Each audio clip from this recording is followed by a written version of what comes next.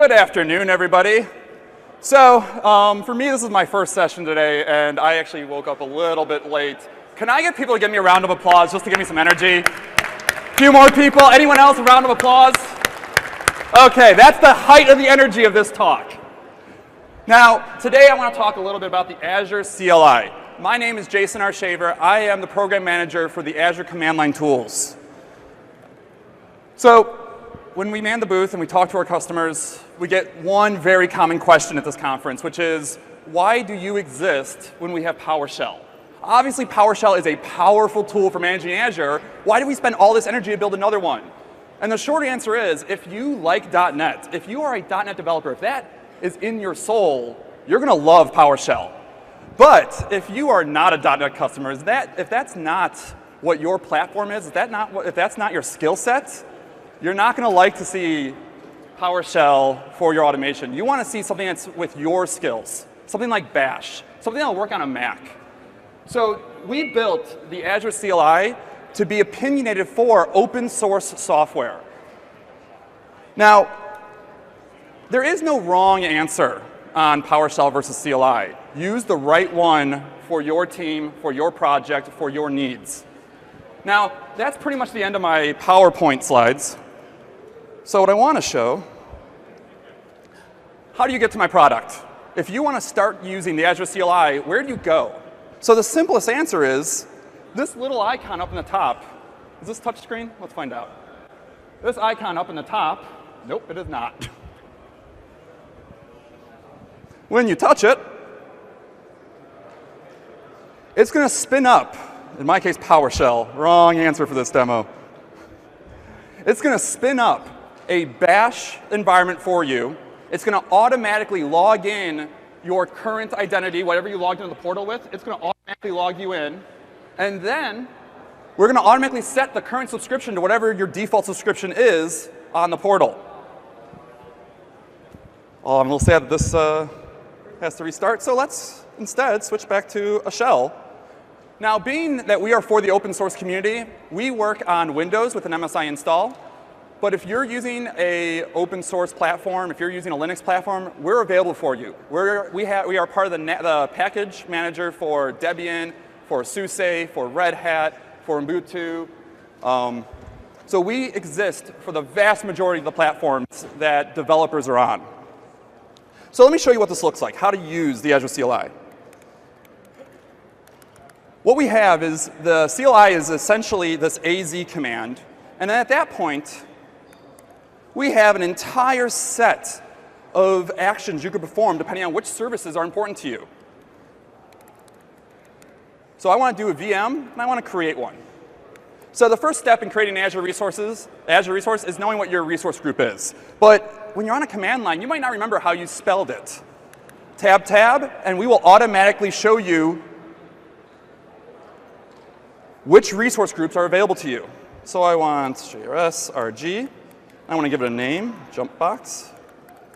And now I need to tell it an operating system, an image. But we have tens of thousands of them. Tab, tab. We will give you the latest version of the 10 most popular system images in Azure. I type U, hit tab, and it'll autocomplete it. How many people here have used the CLI before? Can you raise your hand? Wow, that's more than my last talk. So there's a few commands I'm going to point out here because I'm not seeing people use them, but I feel they're very powerful. And the first one of those is -- verbose. In any place in the CLI where we're doing a deployment, where we're doing like an ARM deployment or we're doing a large create, what this command is going to do for you is this command is going to tell you all the things that the CLI is doing under the covers. So I have an existing RSA key to connect with SSH. It finds it, and it tells me I'm going to use that. We're going to let this run for a second while it does its next step. So while it runs, I'm going to show just a little more something cool here. When you're trying to figure out the CLI and experiment with it and learn how to use some of the different resources, we've made a very easy way to try it out. AZ Interactive. What this does is we drop you right into an interactive shell. Now, this works in the Windows command prompt. This works with Linux. This works on Mac. This will even work in the portal, though it's a little tiny and not quite as useful. And when you do things like VM create, we give you full IntelliSense. Again, this works in the DOS console. We will automatically show you your resource groups. I'm going to be really sad if this does not show me my resource groups.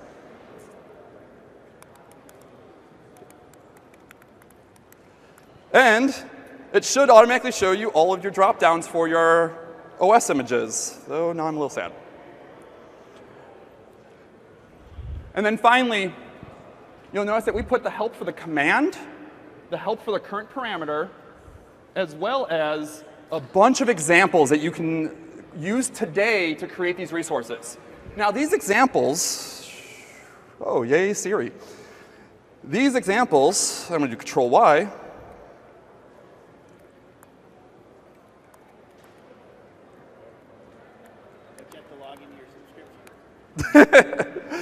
I should already be logged in, though I'm just going to let that die. So let's go back to our VM creation and show you those resources. So as you'll see here, you can see that we created for this VM what we call Jumpbox. We created a network security group, which is like a firewall for you. We created a public IP and your network card and your deployment.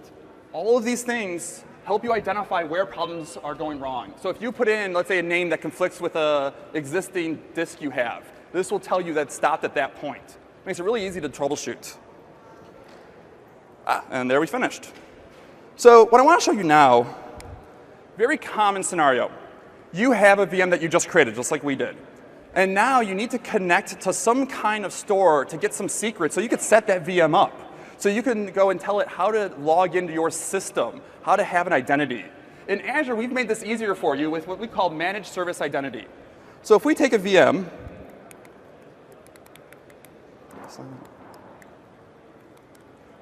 we have this assign identity command.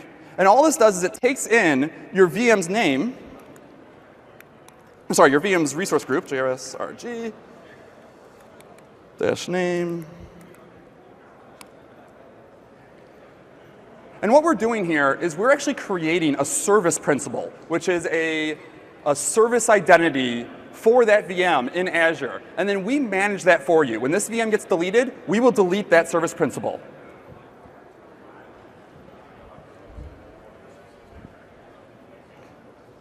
Now, running a little slow for me today. So once you have the service principal, oh, come on, finish. So once you have your service principal, what you'll notice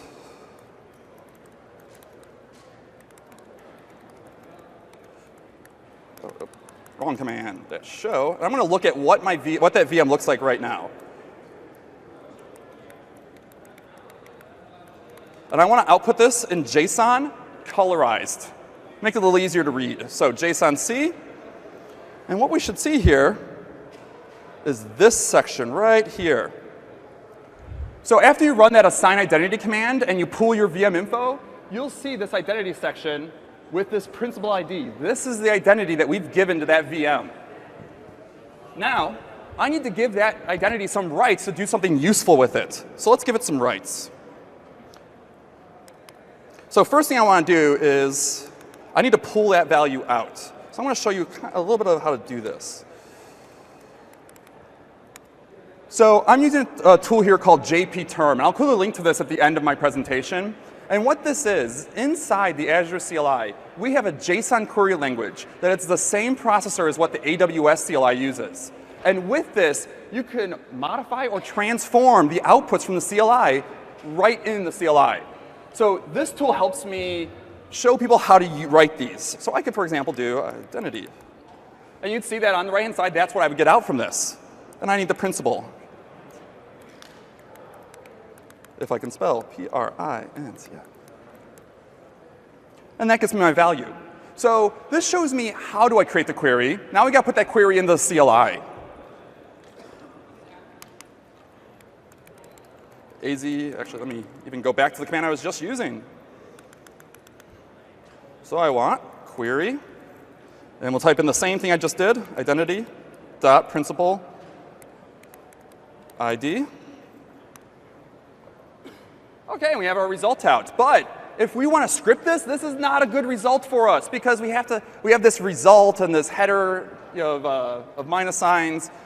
So we have another output type called TSV, tab separated value. This is POSIX style output, a tab between fields and a new line between records. And with this, you'll find you get just a clean, simple output. No wrapping quotes, no ASCII characters, nothing fancy. Now, just to show a little bit what this looks like, AZ VM list. We support 3 outputs. This is what we call table. Table is what we expect customers to use in their day-to-day interaction. It just gives you the most important information for VMs, names, and resource groups.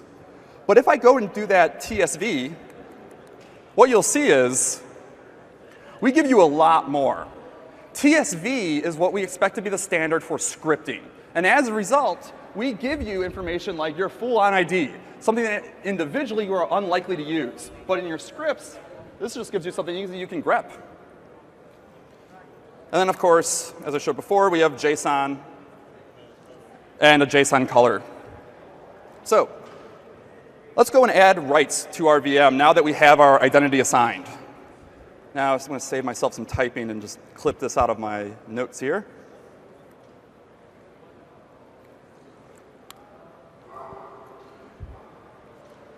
Oh, let me put that previous one in a.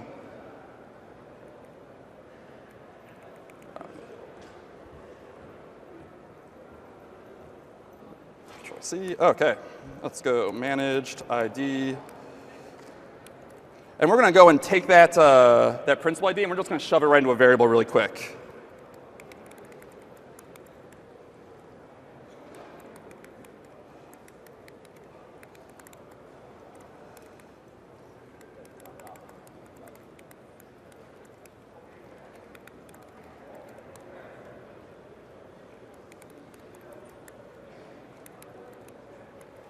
And my thing, make sure it worked. And we have it there. So now, let's assign that role.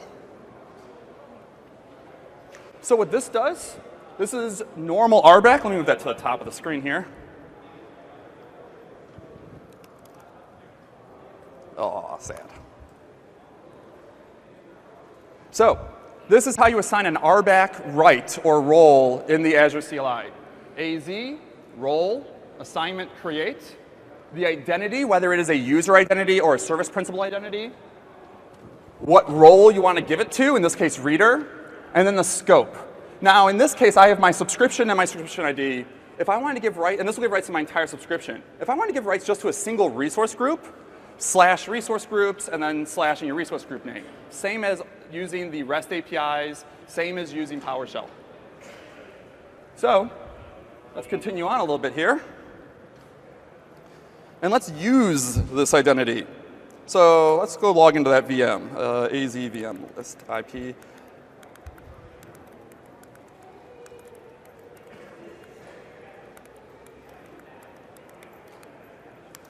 What is my IP address? It is that. So SSH.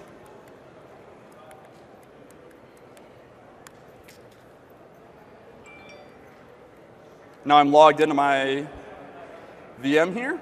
I have previously installed the Azure CLI on it. It is not hard to install, and I'll just show really quickly what it looks like. So because this is Ubuntu, all you have to do to install the CLI, you just add us to your sources. There's a few pre-installs that you need to do. And then just apt-get install Azure CLI. All of these steps are on our documentation. You can just go to Google, install Azure CLI, and you'll find the steps for every platform that we have customers for. We currently address 99.92% of our customer base with a native package install. But if we try using this, AZ VM list, no identity. So how do we log in? We just do AZ login, and we do --MSI, stands for Managed Service Identity. And what that's going to do is it's going to call into a VM extension and negotiate what the identity is and log in with it. And now that we're here, AZ VM list. Default output is JSON. I want to get this in table. And you'll see now I'm inside the VM, and I'm able to access my resources. But azvm create -g -srg -n.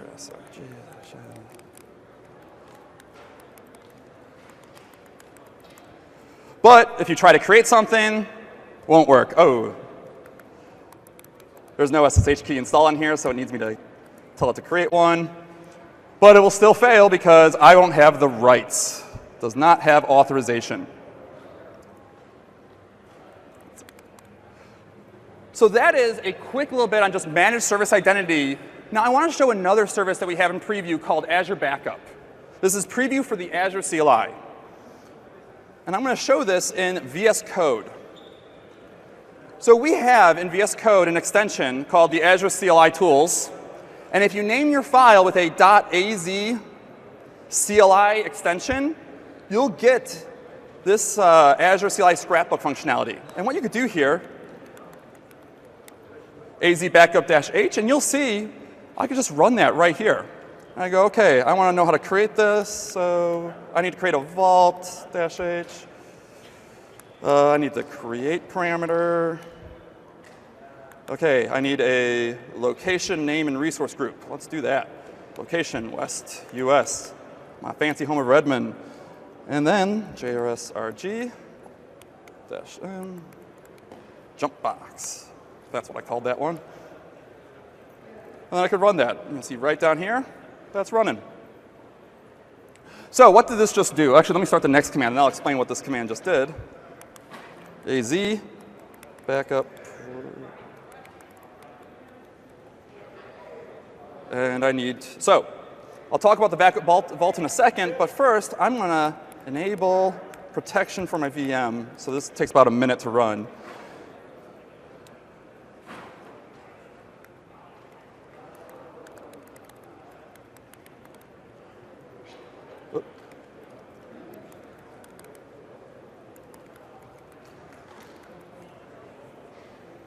Oh, I created the, all right. Let's do that. Dev VM. Let those two run. OK, so the first command I want to show, or I want to talk about, is this one. So this creates a Azure Backup Vault. And what this does is if you want to back up a VM or a database or another resource, you need a place to put that backup. So what this does is this gives you a consistent place in which to store those backups. And it's just a container resource, simple to create. Then, after you've created your vault, now you need to tell it, what do I mean by backup? Backup can mean different things to different people. And that's what this command does for us. So, Azure Backup Protection Enable for VM. Now we have a -- policy, or shortened -p, default policy. What that means is we will back up your VM every night for you, up to 9,999 backups. Then we just give what the resource group is, the name of your vault, I did that one wrong, and the name of the VM that you want to back up. Once you've run this command, you're done. So let's take a look at what that looks like. Az backup, job.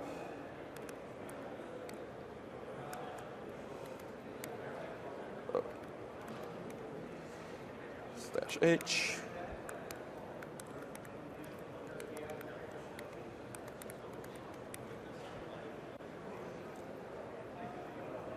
So with this command, az backup job, we can list all of the jobs, including your setup, but as well as every backup that runs, you'll see here along with the duration. Generally, you should expect about 15 minutes for most VMs to do a backup. And then, when you want to restore backup, az backup,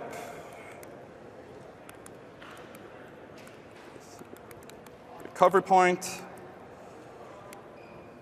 And all you'll do is you'll give a list of your recovery points. And if you just take the first one on the list, that's the most recent. And at that point, you can go into the restore.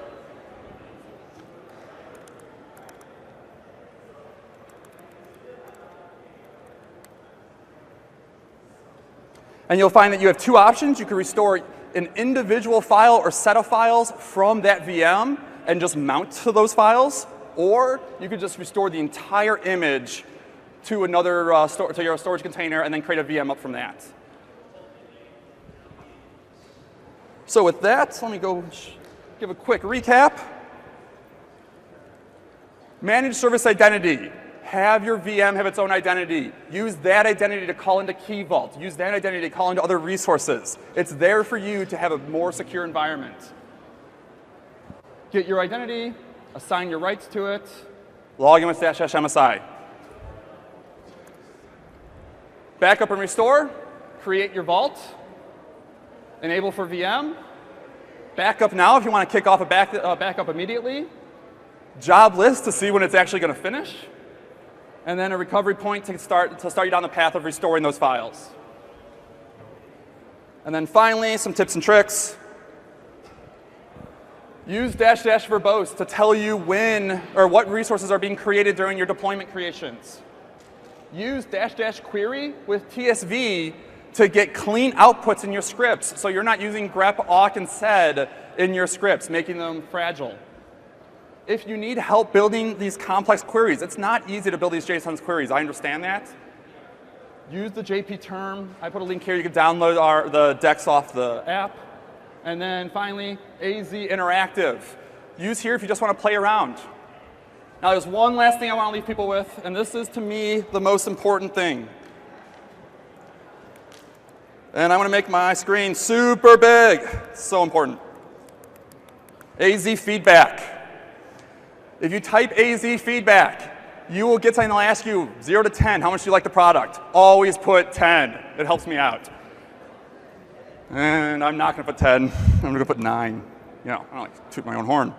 And then tell us what you need. Is there a gap that something you have in PowerShell that is preventing you from using CLI, even though you want to use CLI? Tell us here. If there's something that we do wrong that you hate, tell us here. If you wish we wrote this in Go instead of Python, tell us here.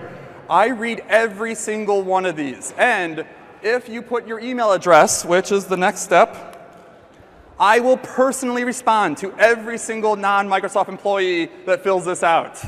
If 10,000 people from this conference, 1/4 of you, fill this out, I will have a horrible week, but my boss will love me. And with that, if you love me, please evaluate this session. Give me a score. If you don't like what I talked about, evaluate me. Give me a score. Let them know something better should come next year. Thank you very much, everybody. I appreciate your attention.